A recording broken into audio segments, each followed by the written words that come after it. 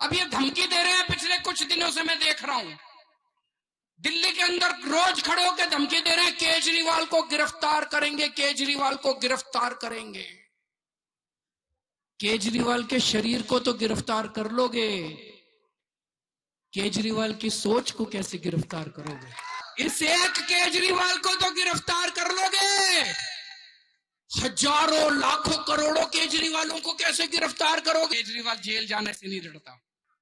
जिस दिन चुनाव के नतीजे आएंगे, मुझे नहीं पता मैं जेल में होऊंगा कि मैं बाहर होऊंगा।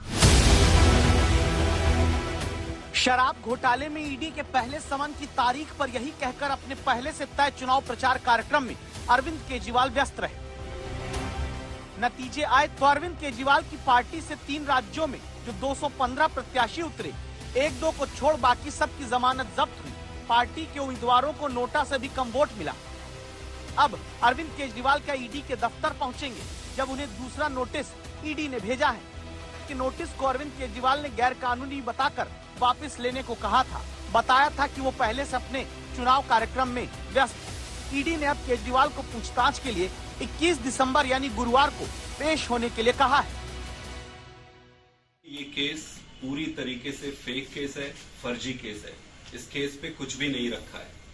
आप देखेंगे कि जिस तरीके से जो भी व्यक्ति इस देश में नरेंद्र मोदी जी के खिलाफ प्रश्न खड़े करता है या प्रश्न पूछता है, उसको मोदी जी या सस्पेंड करा देते हैं या फिर गिरफ्तार करा देते हैं। किसी भी प्रकार से उस व्यक्ति को जो इनसे प्रश्न पूछता है, खत्म करने की सारी कोशिशें करते हैं। अरविंद केजरीवाल जी से कहना चाहता हूं कि कानून अपना काम कर रहा है और कानून के तहत ईडी ने आपको सम्मन किया है। आपको जाना चाहिए। आपको डर किस बात का है?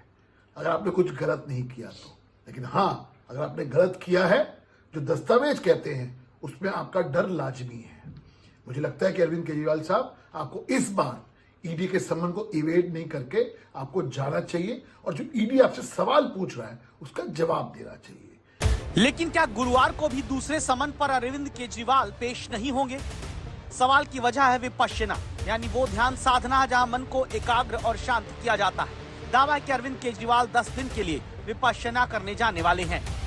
अब इस खबर में आगे ये आपको जानना जरूरी हो जाता है कि ईडी आखिर क्यों शराब घोटाले केस में अरविंद केजरीवाल से सवाल जवाब जल्द करना चाहती है। ईडी को क्यों लगता है कि केजरीवाल का बयान दर्ज करना जरूरी है, और अगर दूसरे समन पर भी अरविंद केजरीवाल ईडी के सामने पेश नहीं होते तो आगे क्या होगा। सवाल है कि आखिर अरविंद केजरीवाल का बयान दर्ज कराना क्यों शराब घोटाले में ईडी जरूरी समझती है।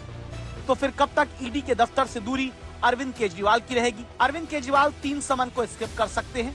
3 समन के बाद ईडी इस मामले में कार्रवाई कर सकती है। कार्रवाई 2 तरह की होगी। कोर्ट जाकर ईडी कह सकती है कि जांच में सहयोग नहीं कर रहे, कोर्ट ही पेश होने का आदेश दे, या फिर दूसरा रास्ता होगा, ईडी अपने अधिकार क्षेत्र का इस्तेमाल करते हुए खुद ही पूछताछ करने पहुंच जाए।